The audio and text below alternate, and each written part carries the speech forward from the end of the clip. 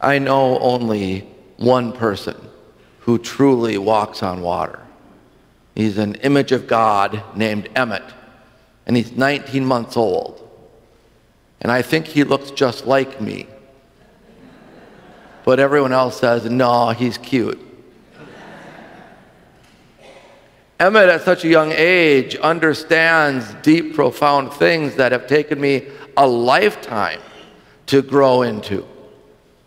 For example, he really understands mindfulness and presence. He knows how to live in the moment without worrying about tomorrow or fretting about yesterday, but to just live right now.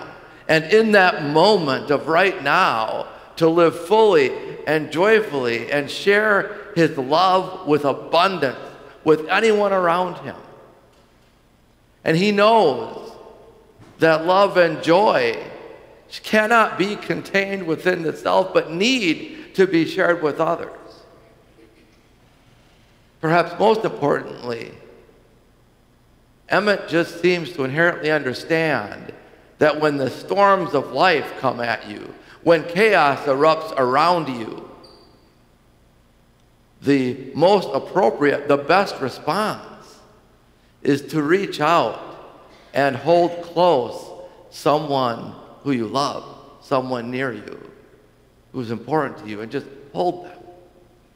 And he gets that. I wonder how is it that a 19-month-old toddler understands these things and automatically gets it that all truth, with a capital T, the only truth, is found when we share love and joy, mercy, relationship with one another, with those who are near us, when we reach out with God's love in an embrace.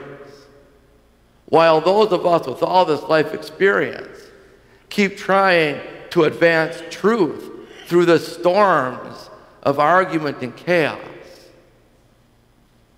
through the firestorms of debate and the tempest winds of ego, fragility. Why is that? We have this great story in the first book of Kings, probably my favorite story in all of the Hebrew scriptures, of Elijah going up on the mountain to find God. He's looking for God. And first, he looks in the strong winds. God's not there. And he looks in the rumbles and the tumbling earthquake as the world around him is just churning. God's not there. And he looks in the roaring fires. God's not there. And then he hears a tiny whisper. And that's where he finds God, in the tiny whisper. It's an amazing story, calling us to an awakening, an awareness that to find God, we need to quiet our minds. We need to settle our hearts and still our soul and listen, just listen to the tiny whisper of God within. And we need to stay focused on that. Because where we focus matters. It matters a lot. How much of our time and attention, our conversation, our waking awareness, do we invest in that tiny voice of love, compassion, mercy, forgiveness, joy, openness, compared to how much of our waking time and attention, conversation, do we invest in argument and debate and anxiety, frustration? Set those storms aside and focus on the voice. Matthew's gospel gives us this terrific story of the disciples out in this tiny boat being tossed about by the winds and the waves. And isn't that a metaphor for life? How often do we find ourselves out in this, feeling like we're in this boat adrift, and the storms of life just keep knocking us around? And they're frightened, they're confused, it's overwhelming. And then they see Jesus walking across the water. They see this living, breathing embodiment of God's love walking toward them.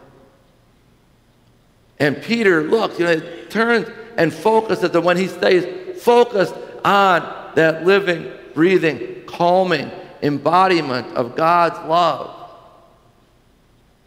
he gets out of the boat and he too walks on the water.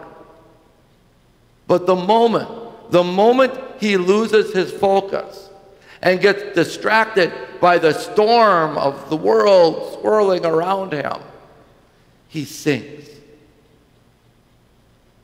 And isn't that really what life is?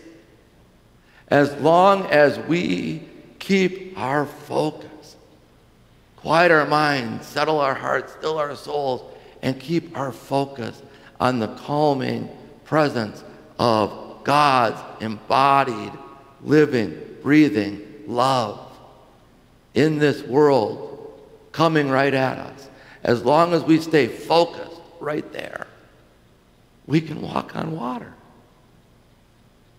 But the moment we get distracted by the storms and the chaos and the arguments and the debates, we sink like a stone. May the calming presence of Christ's loving peace rain down upon you. And may the calming presence of Christ's loving peace stir the heart within you. And may the calming presence of Christ's loving peace flow forth into the world from you.